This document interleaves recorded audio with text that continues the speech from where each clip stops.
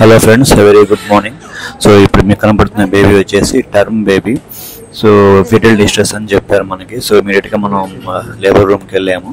So breech presentation అని చెప్పారు. So ఇమీడియట్గా మనం రిసెస్టేషన్కి వెళ్ళాము. రిసెస్టేషన్లో బేబీ అయితే క్రై అంతా బాగుంది, మైల్డ్ కొద్దిగా డిస్ట్రెస్ ఉంది. సో మనం మొత్తం హెడ్ టు టో మొత్తం ఎగ్జామిన్ చేస్తున్నాము. ఇంకోటి ఏంటంటే ఫ్రై అంతా బాగుంది, టోన్ అంతా బాగుంది. సో మైల్డ్ కొద్దిగా రెస్పిరేటరీ రేట్ కొద్దిగా ఎక్కువ ఉంది. సో మనం రొటీన్ న్యూబోర్న్ కేర్ మన అకార్డింగ్ టు ఎన్ఆర్పి గైడ్లైన్స్తో మనం దీన్ని ప్రొసీజర్ అవ్వాలి. సో తర్వాత రొటీన్గా మనం బేబీని అబ్జర్వ్ చేసుకొని చూసుకోవడమే బేబీని అయితే. సో ఫర్దర్గా ఏదన్నా హార్ట్ రేట్ కానీ లేకపోతే రెస్పిరేటరీ రేట్ కానీ కొద్దిగా ఇంక్రీజ్ అయితే మనం దానికి తగ్గట్టు మనం దాన్ని ఆక్సిజన్ పెట్టుకోవడం కానీ అలాంటివి చేయాలి.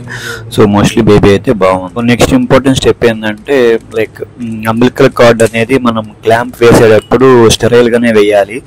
So most of the times కొంతమంది దాన్ని అన్స్టెరైల్తో పట్టుకోవడం కానీ లేకపోతే లైక్ బేర్ హ్యాండ్స్తో పట్టుకొని అంబిలికల్ కార్డ్ దగ్గర చేస్తూ ఉంటారు. సో అలా చేయకూడదు, ఎందుకంటే అక్కడి నుంచే మోస్ట్లీ ఇన్ఫెక్షన్ అనేది డైరెక్ట్ సోర్స్ అది. సో సెంట్రల్ వెనిస్కి ఉంటుంది అది. సో అలాంటి టైంలో కంపల్సరీగా మీరు గ్లౌజెస్ వేసుకొని, ఒకవేళ సిస్టర్స్ కానీ గ్లౌజెస్ లేకుండా పట్టుకున్నా కానీ దాన్ని వద్దని చెప్పి ఇంకోటి కొత్తగా తీసుకోండి.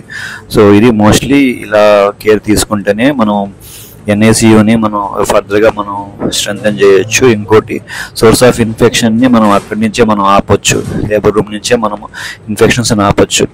సో ఇది ఇంపార్టెంట్ స్టెప్. సో మీకు డిస్కస్ చేస్తున్నాను. Thank you.